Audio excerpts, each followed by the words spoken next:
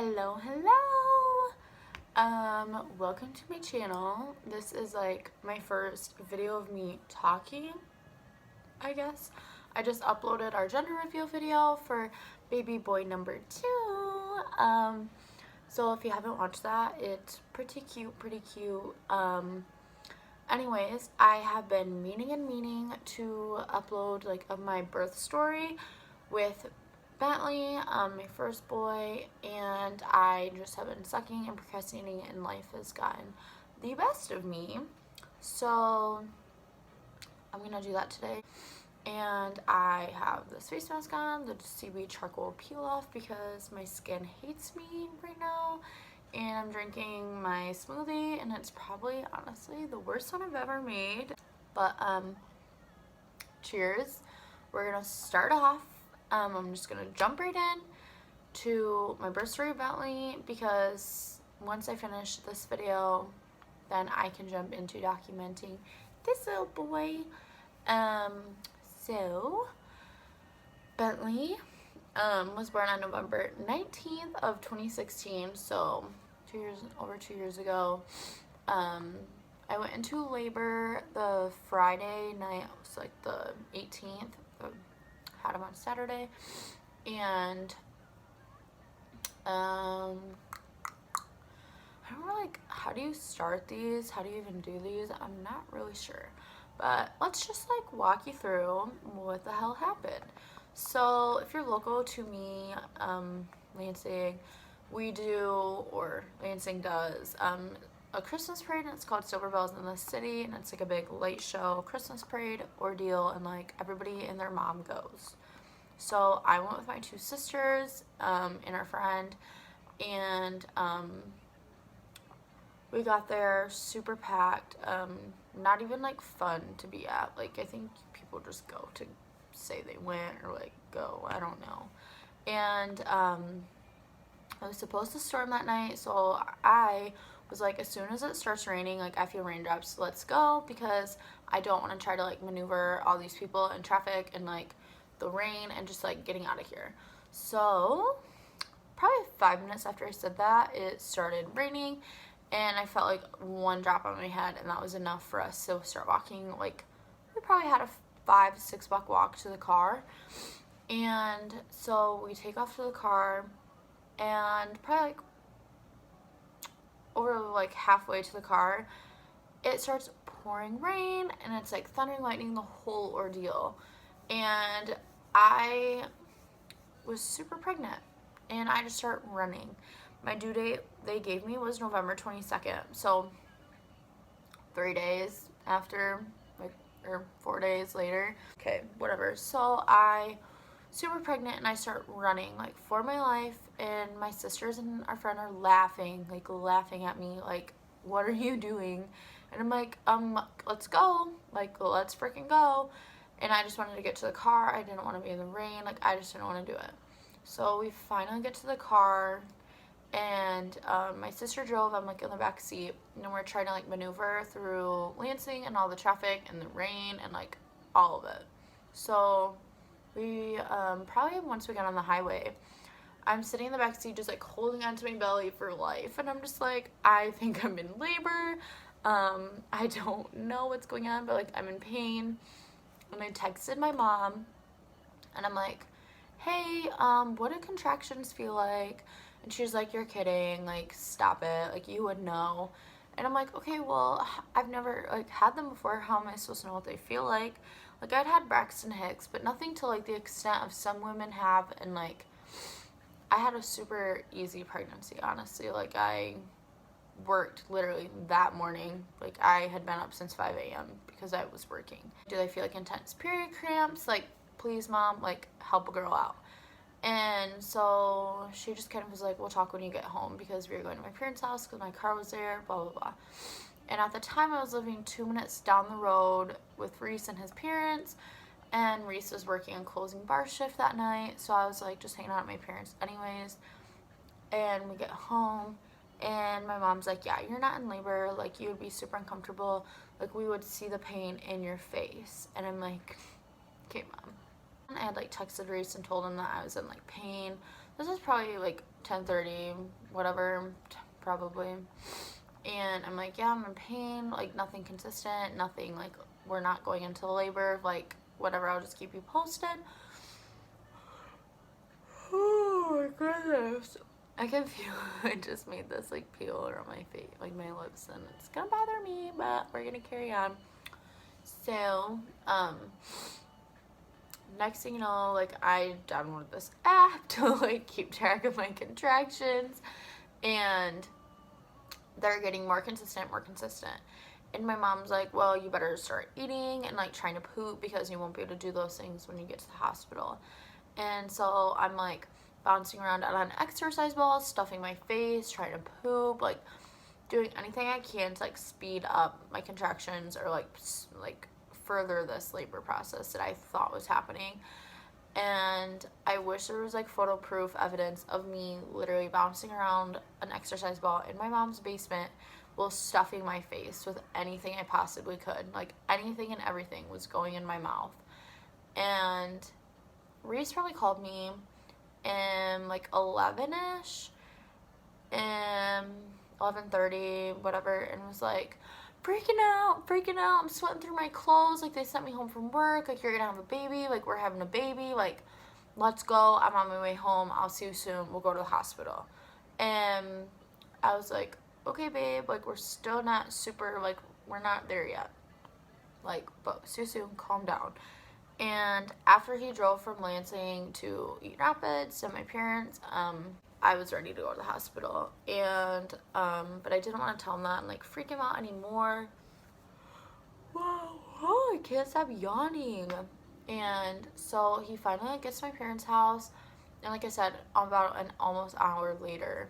And I'm like, okay, babe, like, don't freak out, but we need to go to the hospital. Like, my contractions are getting stronger, closer together. Like, it's time. So we went over to his mom's house where we were living to like, get our hospital bags and our car seat and like everything that we needed to have baby because he was coming. And I made Reese shave his face. Like, it wasn't like I was like, the baby's coming 5 minutes, we gotta go. But like, I was like, we were starting labor. So Reese shaves his face, gets all our stuff in his car, and I'm just like in the passenger seat. Reese puts his freaking Beats headphones on, like soundproof, and puts them on and just ignores me for the whole car ride because he had to focus and calm down and get in the zone. Like, okay, babe, because your job is so hard. Anyways, so I get to Sparrow probably like a little after 1, and we go to triage, check in, and they have you put a gown on. They hook you up to this like machine that monitors your contractions with like the big band around your belly. They check your cervix to see how much you've dilated or are dilated. And so Reese is like filling out all the paperwork, and I'm like in this room. I went back out. I don't know why I went back out to Reese. I think to just like tell him where I was, because I mean, you have to fill out a decent amount of paperwork. But I went out there and he was crying. Just so everybody knows, Reese cries. He was crying. And I went back to the room and just like, whatever. And I'm hooked up to the machines at this point, and they're monitoring baby. And like, I can see like wavelengths of my contractions, which was crazy. And they felt a lot more intense with like the band on, which like makes sense. But Reese like came to the room, and when they check you, they literally like check you with their fingers, like feel your cervix, like TMI, but real life. And they had 3 nurses try to find my cervix, and nobody could find it, which like obviously it's in there somewhere. So they told me, well, we're gonna go get Betty Longfingers and she'll come find your cervix. And so Betty Longfingers came in, and sure enough, she found my cervix. And that was just a little, like, I will never forget that. Never in my life will I forget that. And Reese was like sitting, I think he was sitting on the bed with me, and just like rubbing my back, and I'm like, Reese, I never want to do this again. We're never having another kid. Like, I want to die. Like, this is so painful.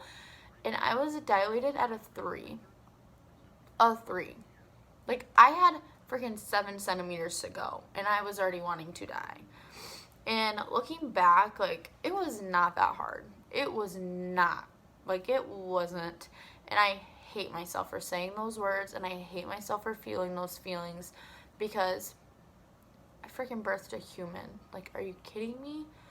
They keep you in like that little room hooked up to the machines probably an hour and a half, because we were checked into a room at 3 a.m. about, and they just want to like make sure that you are furthering into labor, and like your contractions are strengthening and you are dilating, and they aren't just gonna like check you into a room for no baby to come and just like waste everyone's time, which completely understandable. So like I said, we got checked into our own room in like the labor and delivery wing of Sparrow around like 3 a.m. And I had told both of our moms that I wanted no family there until baby was coming. Like right now, we just wanted to like chill out. Reese had worked a double. I'd been up since 5. We just wanted to relax as much as we could before having the baby. So, I like doze off a little bit. They come in and check you like every hour or so. 5 a.m. comes around and they're like, okay, Lana, we need to get your epidural now. I think I was almost at an 8, and they're like, you gotta go, girlfriend. So they took me into the other room because I did want an epidural. We didn't write like a birth plan or anything, but I knew that I wanted an epidural. And I am even more thankful that I did get the epidural, because it like saved my life literally after birth. Anyways, so they take you into a different room, and there's a like anesthesiologist that does the epidural inserting, obviously. And then like my nurse was right there like talking me through the whole thing. And the nurse that I had when we checked into the hospital, so the nurse like walking me through my epidural was an angel, like heaven sent. And of course her shift was over like after I got my epidural put in. For any moms like debating getting the epidural or not, like I 10 out of 10 recommend. It did not hurt, and I think I was more terrified to have my epidural put in than I was to birth a child. So if that says anything, I hate needles. I hate them. But like I said, it wasn't painful.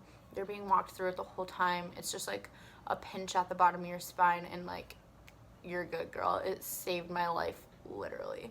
Reese and I go back to our actual room where baby was going to be born, and I had like called my mom, and I was like, hey, just got my epidural. We're like at an 8 now. Like, please come up here, because I wanted my mom and Reese to be the only ones in the room when baby was actually born.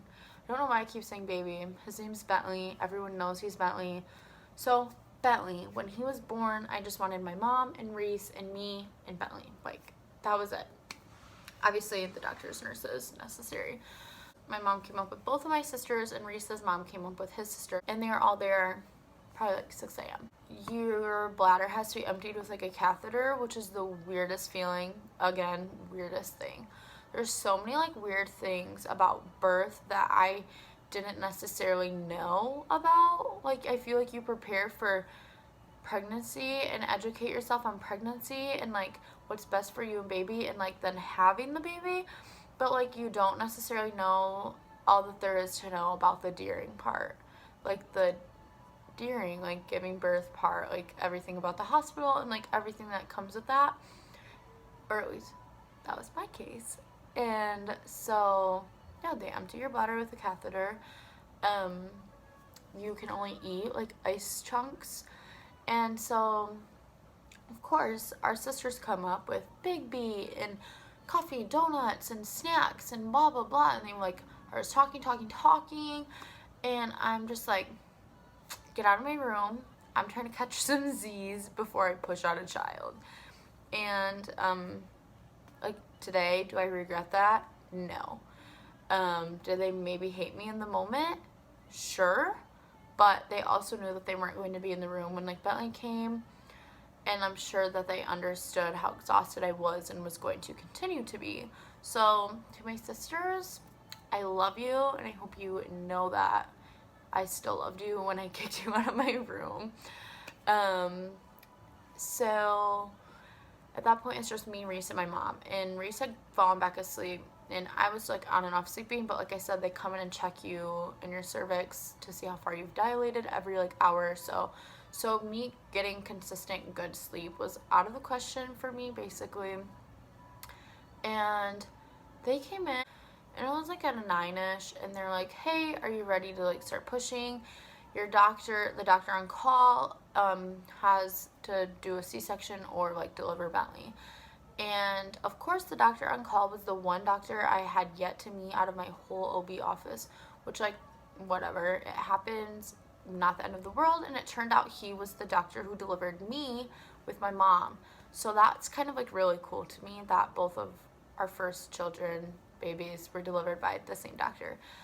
And just the fact that it was me personally delivered by him and then he delivered my kid was really cool. Even though like I hardly spoke to him. But anyways, so then I told my nurse no, I wasn't ready to push. And having an epidural and having your body be numb from your waist down is like such an indescribable feeling, just because you literally can't feel. And I just remember getting this really like urge to poop, and you can't poop when you're in the hospital, especially if you have the epidural, because you're numb, can't walk, like whatever. And my nurse and I weren't getting along the greatest. I don't think that she was a mom, this nurse. I don't remember her name, but there's no way in the world that she had ever delivered a child, because she wanted me to lay on my side with an exercise ball in between my legs and squeeze my legs together to like help rotate. Like Bentley was head down ready to go, but like something rotate something, I don't remember. And I threw her ball and I was like, take your stupid ball and get out of my room. Like I was super snappy with her. But like, who on earth is gonna ask a freaking lady about to pop out a child who is numb to squeeze her legs with an exercise ball in between them on her side? Doesn't add up. How am I supposed to do that? The next thing you know, I'm like, Mom, I have to poop. Like, I gotta poop. Like, can you just hold me over the toilet while I poop, please? And she's like, no, Alana, like, you can't poop. I'm sorry. Like, whatever. And my nurse was like, I think she came in to check on me. And I'm like, okay, you and my mom are gonna hold me over the toilet and I'm gonna poop. And she was like, well, usually when you feel that way, like the baby's coming, it's not poop, it's the baby. And I'm like, I think I know what it feels like when I have to poop, and this is poop. And I feel like I'm talking like saying poop a lot, but these are real things. Like, this really happened. And so then my mom like asked the nurse to leave, and she was like, I just like need to talk to her. And it turns out that when my mom was having me, she had like the same disagreement with her nurse, because she had to poop. Well, thought she had to poop, but really I was coming. So my mom like explained that to me after the nurse left and was like, I think you should start pushing. Keep in mind, I told them that Dr. Tachi could do his C-section. So at this point, Reese is awake. He's awake. And my mom has one leg and Reese is holding the other. And they're trying to like tell me to push, like coach me through. And like, I literally didn't even know where to begin with pushing. Like I was numb. Like, I didn't have feeling. I didn't know how to push.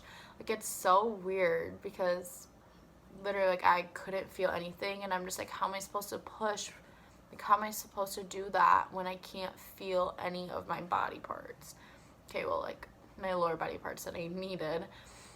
So I don't, after like attempting to push, I don't even know what muscles I was trying to use, but like it wasn't the right muscles.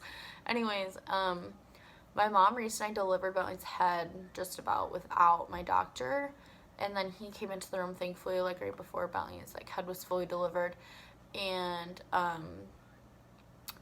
so then he was in there, my nurse was in there, and I had a student nurse in the room as well, which you can opt out of. With this baby, I'm definitely going to opt out of that. But it was my first time. You don't really have, I feel like you don't really have as much preference your first time as you do your second time, because you don't necessarily know what to expect, or like what to ask for or what to not ask for. And Bentley comes out and I'm like the happiest person in the whole wide world. Like, I just, after 9 months of growing this child, like, he's on my chest. Reese cut his umbilical cord. Everything's wonderful, fine and dandy. We're a happy little family.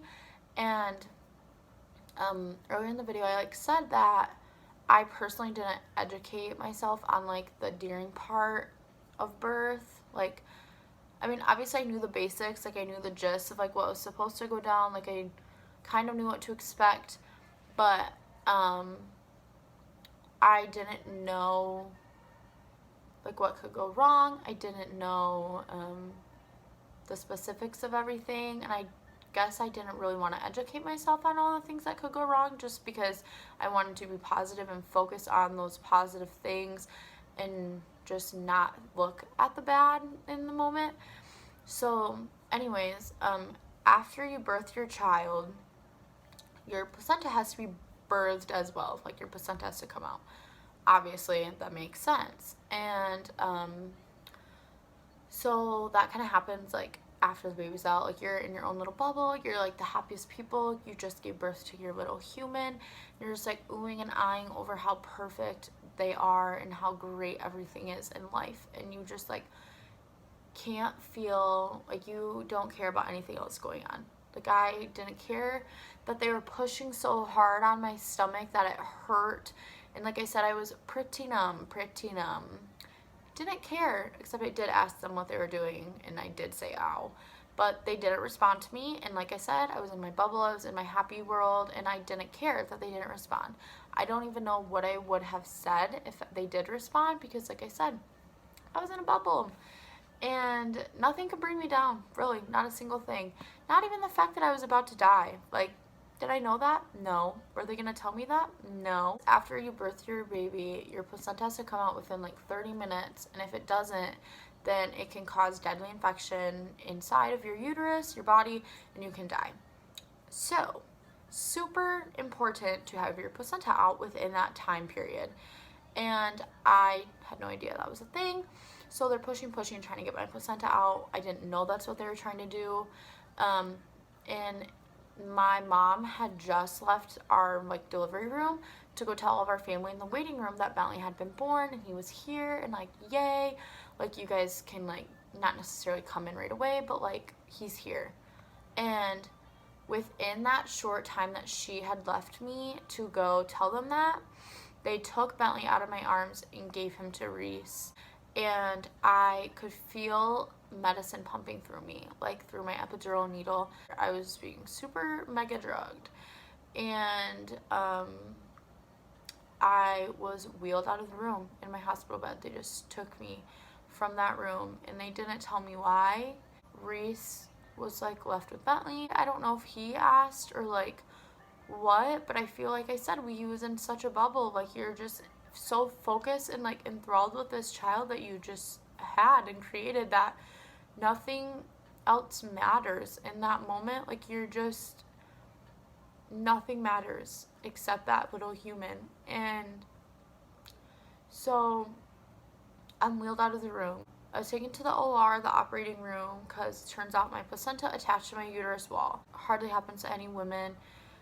It's super rare. I don't even know the percentage, but it's very slim. Like, my doctors hardly had any information. I don't really think they had dealt with it before, or like that many times, if at all. And there's different names of the severity of how the placenta attaches to the uterus, I believe, is like the difference between them. But mine was called placenta accreta. I had to be taken into the OR to have a DNC to have it removed. They had to scrape my uterus and have my placenta removed that way.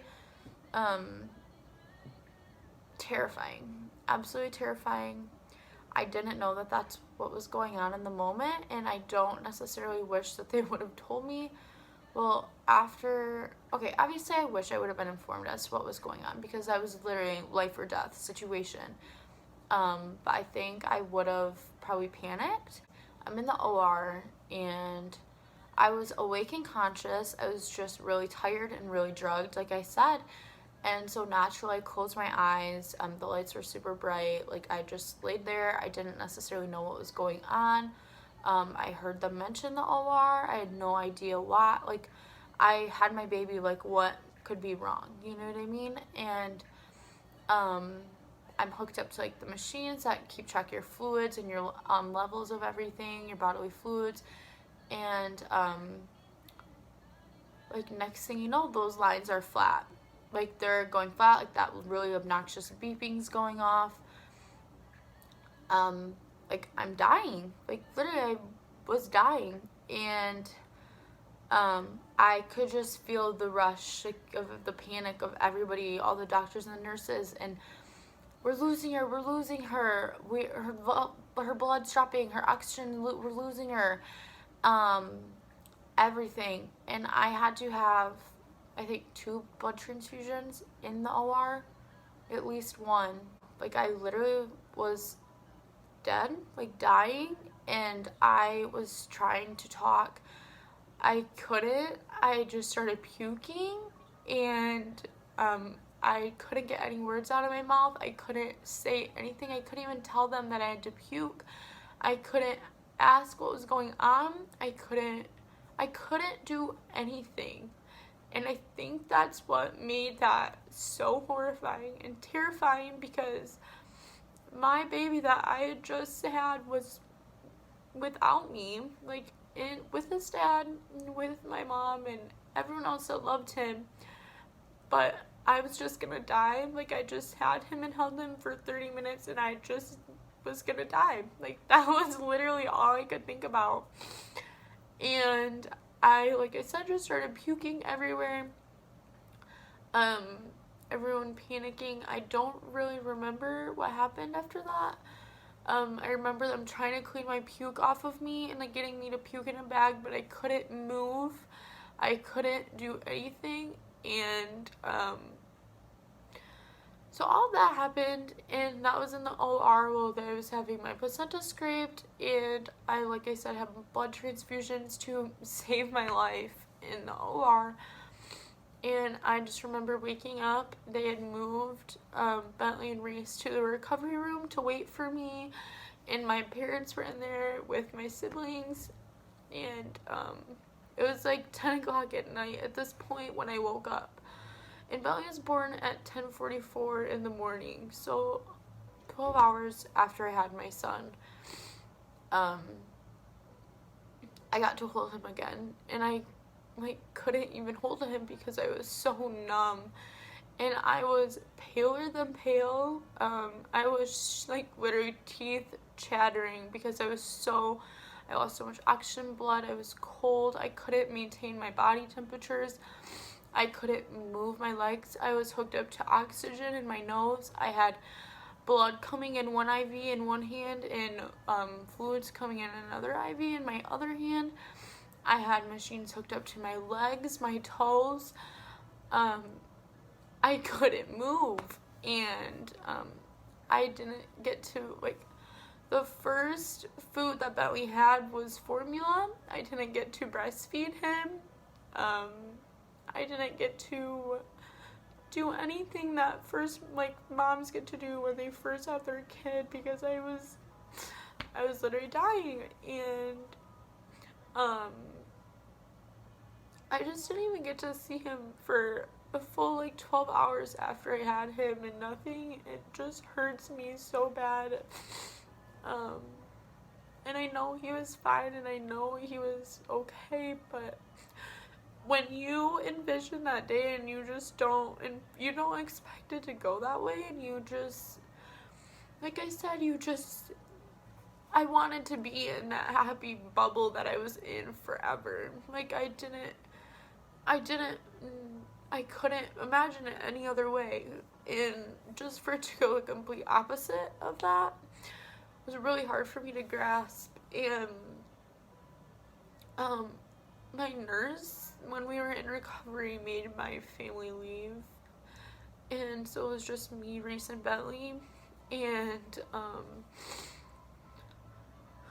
my mom, I guess, thought it was all her fault because she left me. And of course she didn't tell me that at the time, but that hurts a lot that she felt that way, because nothing was her fault, and if she would have been in the room, she would have been aware of what was going on, but she couldn't have helped me. And I got to hold Bentley again. I wasn't able to breastfeed because I was still numb. I didn't get to breastfeed him until attempt to breastfeed until the next day.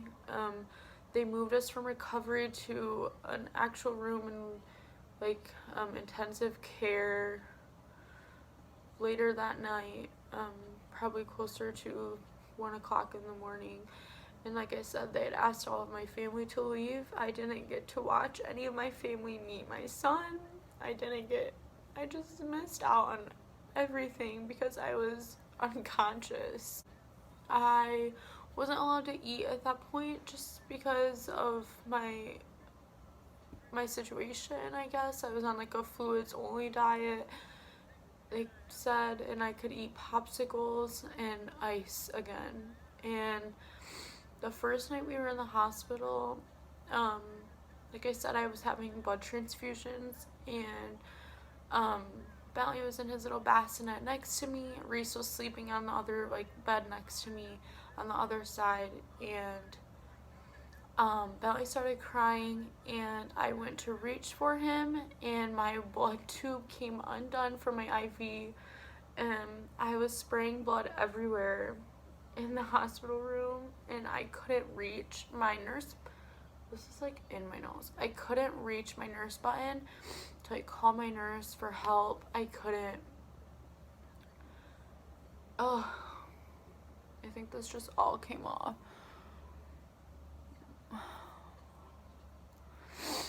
But I couldn't do anything. I was hooked up to so many machines, I couldn't even care for my son, who was right next to me. And thankfully my nurse heard me screaming and came in, and as I was spraying blood everywhere, and was able to help me and grab Bentley and walk me to the bathroom, clean up the blood for me. It was terrible, and I was in the hospital for a week. I had my epidural in my back and both of the IVs in both of my hands until an hour before I was discharged a week later, just because my platelet levels were so low, and my blood wouldn't have been able to clot. So again, they would have lost all my blood. So basically I couldn't leave the hospital until my platelet levels were high enough for my blood to be able to clot, which was a week later. I wasn't able to breastfeed Bentley as I wanted or as long as I wanted because of my experience, it shorted my supply. I don't know.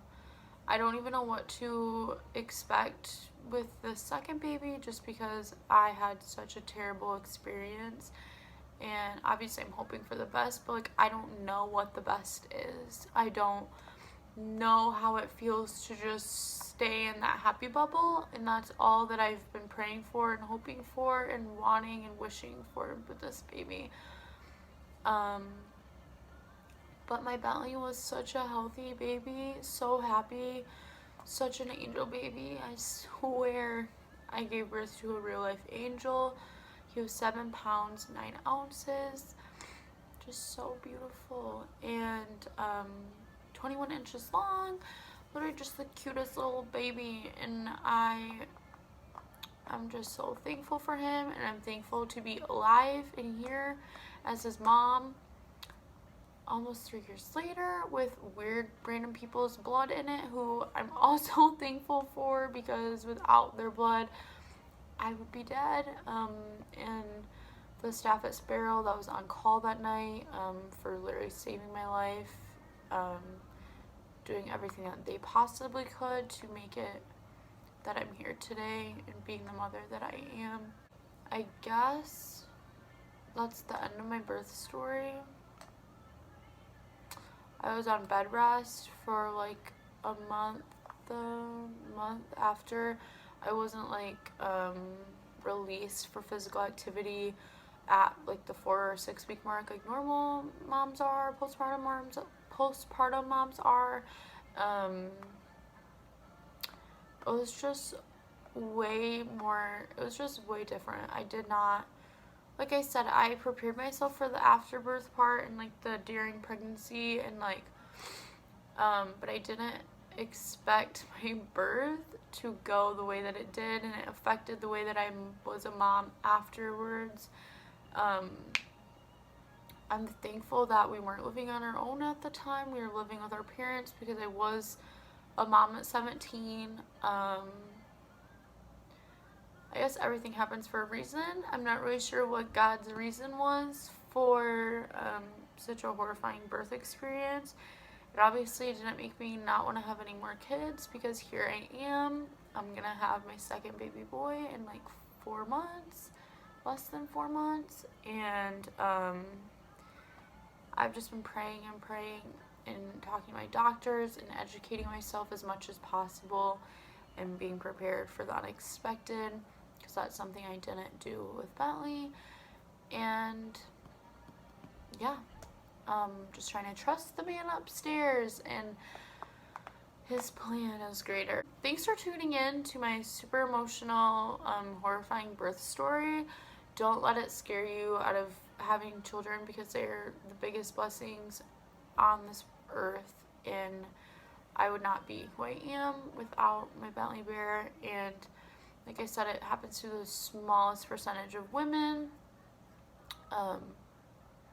I like wouldn't even let it cross your mind. Obviously, after you watch this, you're probably going to be terrified as a mom, but if I can be here having another kid after all that happened to me, I don't know why anyone else couldn't. So just trust your doctors, trust your gut, trust the Lord, and just trust everything will be okay, and everything just happens for a reason. And like I said, I don't know that reason, but here I am, happy, healthy, with 2 happy, healthy boys, and I couldn't ask for anything more.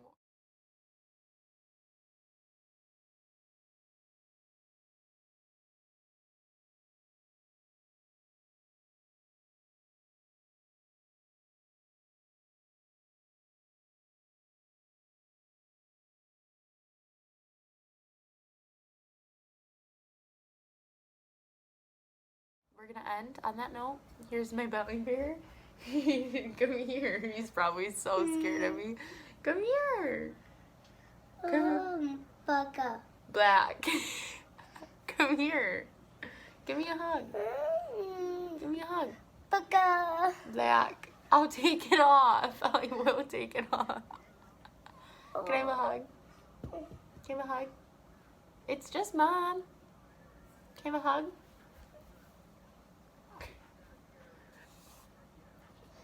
Ada. You're all done.